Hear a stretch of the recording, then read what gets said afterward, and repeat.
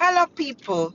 I don't know if any of you saw my post about 8 weeks ago, a couple of months ago, regarding Roger Khan that was incarcerated in America, jailed in America for quite a lot of years and was deported back to Guyana after he served his time.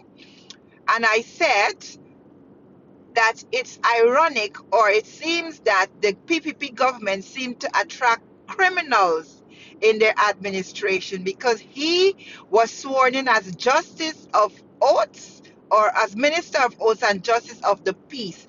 Now, PPP government ensured that they implant him in their administration. Mind you, before he was, um, previously he was being used by the PPP government to kill, murder, unalive the black population in Guyana by using this death squad that he had, that he was operating under the direction and under the umbrella of the PPP government.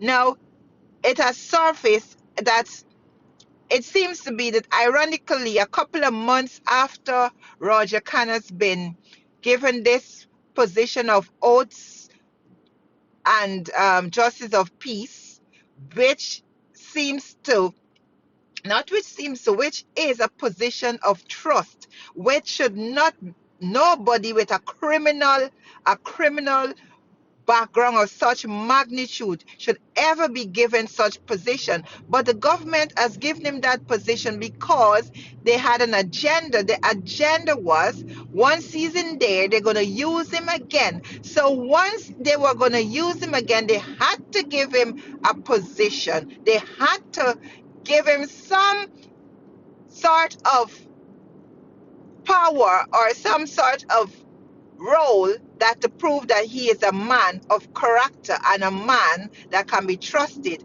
Because as it goes, he is allegedly or supposedly going to be a star witness in the murder of Paper Shorts, the guy that was killed in front of Palm Court a couple of years ago. Now, himself is going to say, apparently, he's going to say that Mohammed was behind that. Mohammed is the person that caused Paper Short to get killed, because he was trying to target him, and Paper Short was killed as what do you call it, of mistaken identity, which is absurd. But it's to show you how the government itself is so corrupt. It and nobody can do anything. It seems as though nobody can actually challenge this government, because once you open your mouth to challenge them, they lock you up. They chastise you, they chastise your family, they victimize them, they do all sorts of, and they even put false charges on you to put you away for years, because you challenge them and you're standing up for justice, and you're exposing their dealings. So now the corrupt PPP has got an agenda to frame Mr. Mohammed, Azuddin Mohammed, for the murder of Paper Shorts, and then they're going to use Roger Khan as a star witness along with Guyanese critic. So those are the main two witnesses on this case. So I'm just saying, I just want you guys to take note that what the government is doing, once they want somebody, or they have somebody on the side, they have people on the side, they pay them, they give them positions, and they use them for the purpose to make false allegations, to threaten, to kill, and you name it, persons that they seem to be a threat to them, or a political threat to them. So, Guyanese people, I want you guys to hear me. I want you guys to hear me. They've put this narrative that Mr. Khan is in this position of trust, so that when he is called as a witness, you don't look at his background, what he has been involved in, and all of these things. So, okay, now he's a man of good character, so his statement must be true. A statement that he's going to make, or his account of what he knows or what supposedly happened when the baby shorts murder, has got to be the fact and nothing but the fact. This is how the government this is how the government work. This is how the Guyana government work. And their supporters, the PPP supporters, seems to be okay with that. They don't care. As long as the PPP is in power, they don't care. They don't care how corrupt, how vindictive, how fraudulent. They don't care what the government do. As long as they're in place and they're in power, that's fine. But guys, I want to say to you, this is a serious, serious time.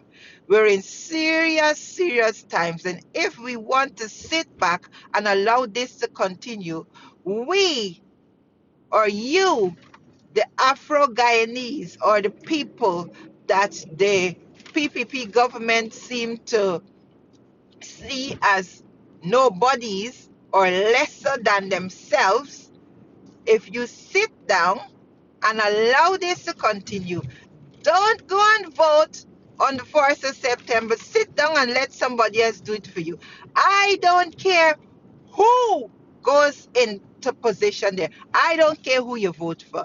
But don't vote for the PPP government, because they have gotten away with these things for years and years and years.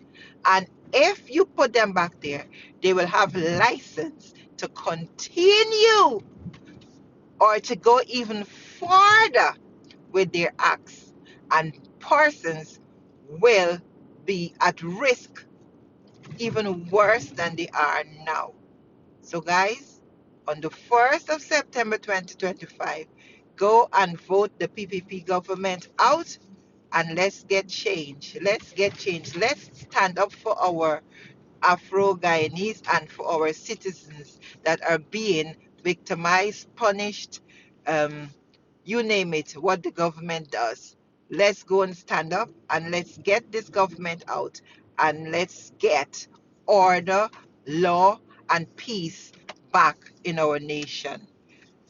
Like, share, comment, post, repost, and follow me, so that we can keep this movement going, keep the government and its corrupt dealings in the limelight for the world to see, and persons can make up their minds as to how they want to go forward in these times.